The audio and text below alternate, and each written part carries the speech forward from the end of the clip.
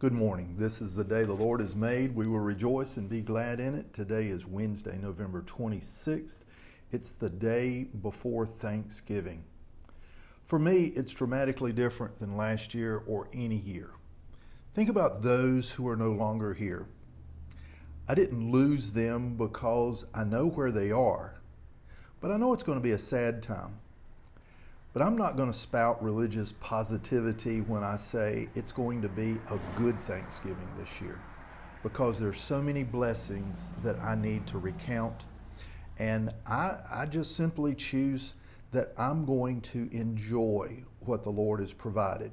So let's read one of my favorite passages. I believe we all need to have several doses of this particular counseling passage.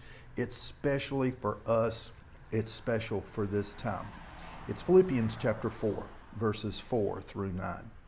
Rejoice in the Lord always. I will say it again, rejoice. He says in the Lord, not circumstances. Let your gentleness be evident to all. The Lord is near. That word gentleness means self-control. It's not talking about being soft. It means self-control, moderation. It's even-handedness. And it needs to be evident to everyone. Do not be anxious or worry about anything, but in every situation, by prayer and petition, with thanksgiving, present your requests to God. And the peace of God, which transcends all understanding, will guard your hearts and your minds in Christ Jesus. That word guard there means like a fortress. There will be a garrison of guards, and there will be a fortress built around your heart and your mind in Christ Jesus. That's the peace of God. And then finally, brothers and sisters, whatever is true, whatever is noble, whatever is right, whatever is pure, whatever is lovely, whatever is admirable, if anything is excellent or praiseworthy, think about such things. Whatever you have learned or received or heard from me or seen in me, put it into practice, and the God of peace will be with you. Well, let's apply some of this. And there's nothing too fancy this morning. I'm just recounting a few things. Rejoice in the Lord, not my circumstances. I need to rejoice in the Lord. The circumstances I can't control, but I am resting in Jesus. Secondly, the Lord is near. Even if you can't feel Him, He's near. And thirdly, don't worry or be anxious about things in an excessive way. I'm not going to tell you not to worry. Some of us are just bent that way. I'm not, but many are. And we need to constantly return those feelings to God when they do come upon us.